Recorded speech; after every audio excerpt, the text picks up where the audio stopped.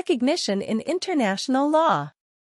According to international law, recognition is the formal acknowledgement of the status of an independent state by other existing states. Recognition is a political and diplomatic function. A state needs to have attributes of statehood to get recognition.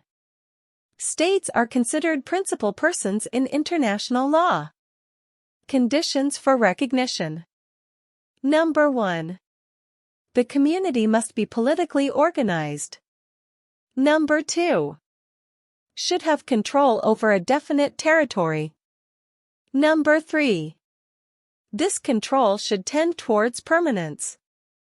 Number 4. Community thus constituted must be independent and sovereign. There are two theories of recognition: Constitutive Theory and Declaratory Theory. According to Constitutive Theory, recognition is an unnecessary condition for statehood and personality to become a member of the family of nations. The exponents of Constitutive Theory are Hegel, Ancelotti, and Oppenheim. The examples include: Poland and Czechoslovakia were recognized by the Treaty of Versailles. Germany was divided into two after World War II through a treaty. Division of Korea into North and South Korea. Criticism on this theory include: recognition is political and diplomatic but not legal. This theory imposes an obligation. There is no law that obliges established states to recognize new states. Recognition can be done by a few states and others might refuse. This theory proposes that recognition be done by all states.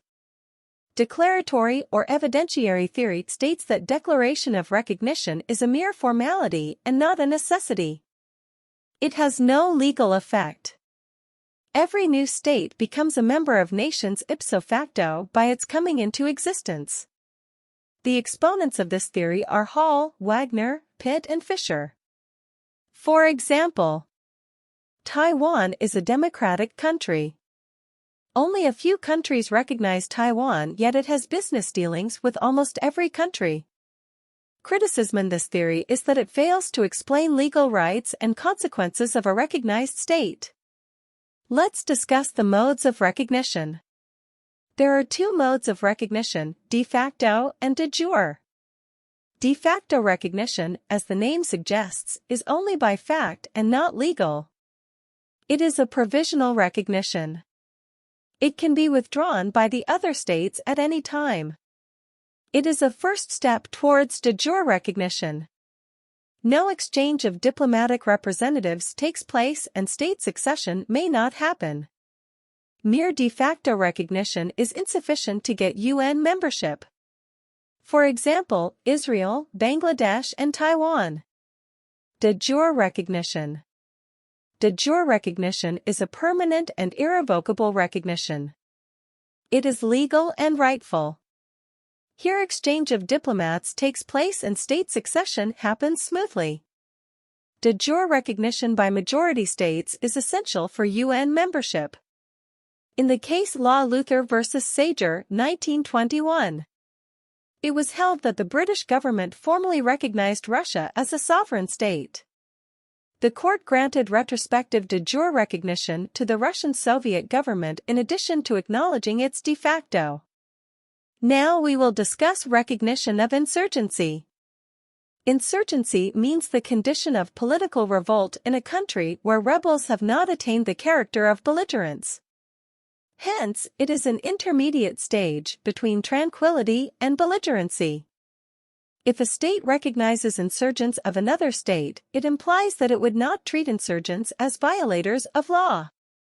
Essential conditions of insurgency are: control over a considerable part of territory, considerable support to insurgents from the majority of people living in that territory.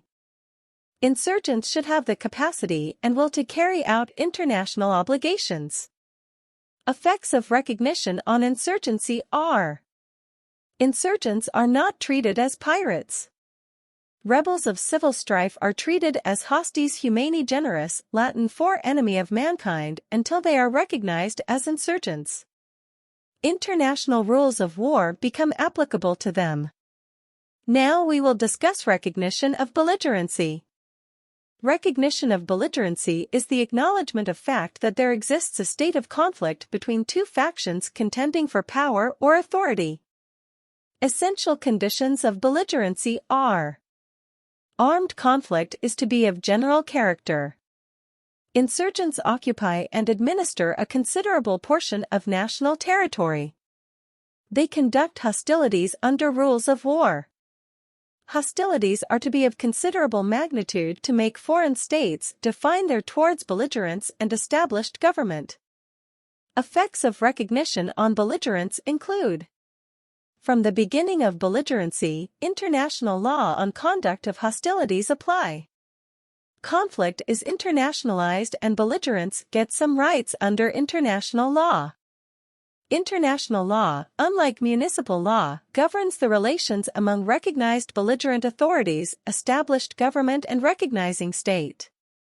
Legal effects of recognition are: recognized state gets entitled to sue in courts of recognizing state.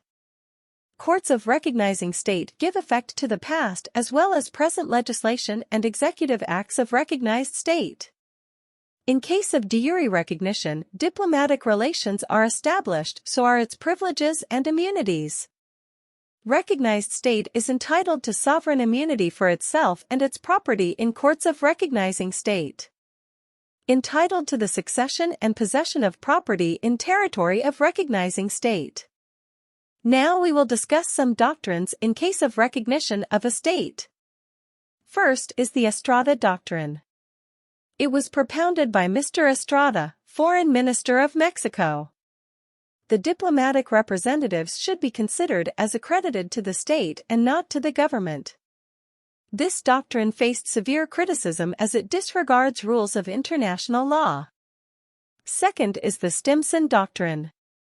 It was propounded by Mr. Stimson, Secretary of State of the USA. If a state grants recognition to another state in violation of an international treaty, such recognition would not be valid. States refuse to accept any such obligation and treat recognition as a political and diplomatic function. Third is the Hallstein Doctrine. It was propounded by Walter Hallstein, former president of the European Commission. It was presented in the context of the division of Germany into two, i.e., East and West. It was a strict policy agreement that West Germany would not enter into any diplomatic relations with states recognizing Eastern Germany, DDR. It has become obsolete now.